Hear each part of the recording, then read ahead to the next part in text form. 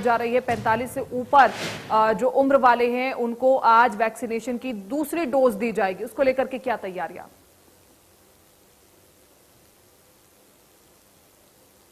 बिल्कुल, देखिए कीर्ति, जहां एक तरफ तेजी से कोरोना एक बार फिर से बढ़ रहा है। हरियाणा की बात करें तो कल 24 घंटे में 1100 के करीब नए कोरोना पॉजिटिव के मामले आए थे और तमाम जिलों में देखने को मिला है कि लगातार जो नंबर है वो इंक्रीज हुए हैं। तो इस सब के बीच लगातार वैक्सीनेशन ड्राइव चल रहा है। वैक्सीनेशन ड्राइव का तीसरा जो चरण है वो आज से शुरू होगा। 16 फरवरी को प्रधानमंत्री नरेंद्र मोदी ने इस वैक्सीनेशन ड्राइव की शुरुआत की थी, जब फ्रंटलाइन वर्कर्स और हेल्थ वर्कर्स को कोरोना वैक्सीन दी गई थी। और उसके बाद 1 मार्च को दूसरा चरण था, जहां 60 साल या उससे ज्यादा उम्र के लोगों को वैक्सीन देनी शुरू की गई। इसके अलावा जो 45 साल की उम्र में जो किसी अन्य बीमारियों से जूझ रहे थे उन्हें भी ये वैक्सीन दी गई थी। और अब 1 अप्रैल से तीसरे चरण की शुरुआत की गई है, जिसमें 45 साल से ऊपर के तमाम सभी लोगों को जो है वो वैक्सीन दी जाएगी, जिसको लेकर कल केंद्र सरकार ने बकायदा तमाम राज्यों में क्या कुछ तैयारियां हैं वैक्सीनेशन ड्राइव के तीसरे दौर के लिए, उस सब का जायजा लिया। इसके अलावा ये भी सुनिश्चित किया गया कि सभी राज्यों में जो वैक्सीनेशन की जो खेप है वो पूरी पर्याप्त हो, कहीं कोई कमी ना आए। तो तमाम जो है वो जानकारी, तमाम चीजों को जो है वो सुनिश्चित किया गया। और आज हरियाणा में भी जो तीसरे चरण की जो शुरुआत होगी, तमाम जो हेल्थ सेंटर्स हैं, हॉस्पिटल है, जो दूसरे वैक्सीनेशन सेंटर्स जो बनाए गए हैं उन पर जो है वो तैयारियां कल पूरी कर ली गई थी और आज से जो है वो वैक्सीनेशन के तीसरे चरण की शुरुआत हो रही है। तो लगातार एक कोशिश भी यही है सरकार की तरफ से, फिर चाहे केंद्र सरकार हो या फिर राज्य सरकार हो, लोगों को लगातार जागरूक भी किया जा रहा है कि वैक्सीनेशन ड्राइव का वो हिस्सा बने, क्योंकि अब 45 साल से ज्यादा उम्र के लोगों को भी वैक्सीनेशन की डोज दी जा सकती है। तो ऐसे में अब उम्मीद ये है कि जो नंबर्स हैं इस ड्राइव का हिस्सा बनने वालों के, वो कुछ इंक्रीज होंगे।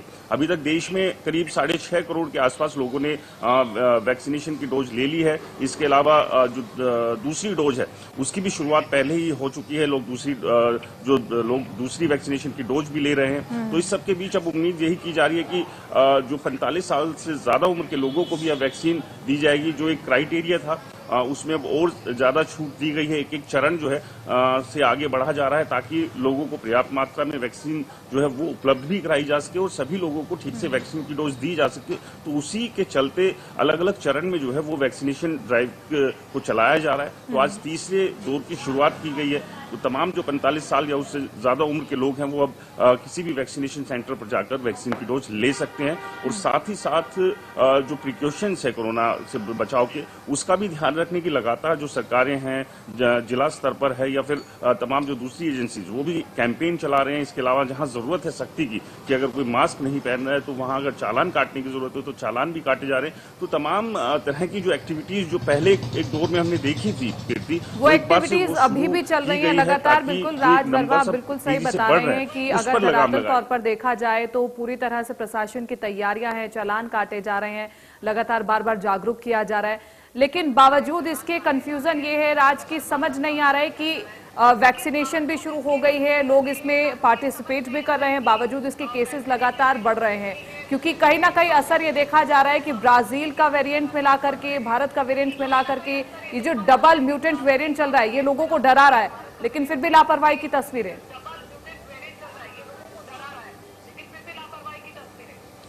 देखिए, डर अपनी जगह है। जाहिर सी बात है कि नंबर बढ़ेंगे, मॉर्टेलिटी रेट बढ़ेगा तो एक डर भी लोगों के बीच पैदा होगा। लेकिन इस सब के बीच जरूरी ये है कि अगर आप उस डर के चलते भी अगर एहतियात बरतते हैं तो ये डर भी ठीक है। लेकिन लगातार सभी एजेंसी, सरकार ये अपील कर रही है कि डरने की जरूरत नहीं है, एहतियात बरतने की जरूरत है, जिस तरह से पिछले साल हमने देखा। लेकिन अब यहाँ समझना ये होगा लोगों को कि अगर एहतियात नहीं बरते गए तो एक बार फिर से लॉकडाउन की स्थिति बन सकती है। तो उस अगर परेशानी से बचना है तो उसका एक बेहतर विकल्प आपके पास है कि आप जो एहतियात बरतने हैं, और बहुत ही साधारण से एहतियात, और ऐसा नहीं है कि कुछ नए हैं, इससे पहले तमाम लोग कर चुके हैं। बस एक लापरवाही फिर से जो है वो कहीं ना कहीं देखने को मिल रही है। उस लापरवाही को छोड़ना है, मास्क का इस्तेमाल ज्यादा से ज्यादा करना है, सोशल डिस्टेंसिंग का ध्यान रखना और सैनिटाइजेशन। तो ये बहुत ही मामूली से एहतियात है जिनका ध्यान रखते हुए हम कोरोना से बहुत हद तक अपना बचाव कर सकते हैं।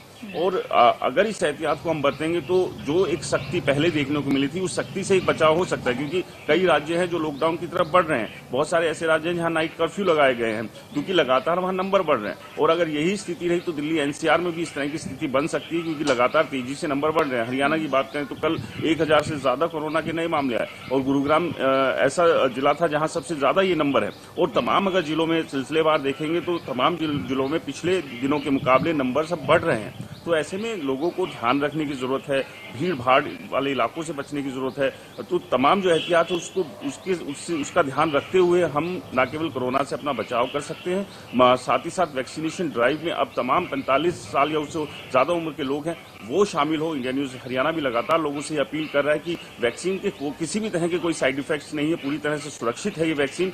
हाँ, इसके जो असर आने में से एक समय लगेगा, क्योंकि कई तरह के भ्रम हैं वैक्सीन को लेकर के कि वैक्सीन जिन लोगों ने लगवा ली है वो भी पॉजिटिव आ रहे हैं, तो ऐसे में वैक्सीन की जरूरत क्या है। तो इस तरह के कई तरह के सवाल लोगों के जहन में, लेकिन लोगों को समझना होगा कि इसका एक प्रोसेस है। वैक्सीन लगवाने के बाद एक समय तय किया गया है दूसरी डोज का, और उस दूसरी डोज के बाद भी एंटीबॉडी डेवलप होने में कुछ समय लगेगा।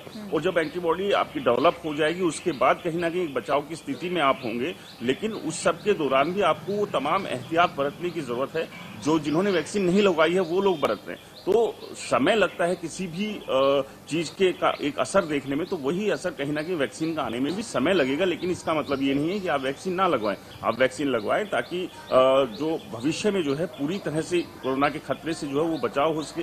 6.5 करोड़ के करीब जो है लोगों ने वैक्सीन लगवाई है और किसी भी तरह का भारत के अंदर कोई ऐसे केसेस नहीं देखने को मिले हैं जिससे कि वैक्सीन लगवाने वाले व्यक्ति को कोई साइड इफेक्ट देखने को मिले हो या किसी दूसरे तरह का कोई नुकसान हुआ, यानी कि वैक्सीन पूरी तरह से सुरक्षित है। जी ठीक है राज।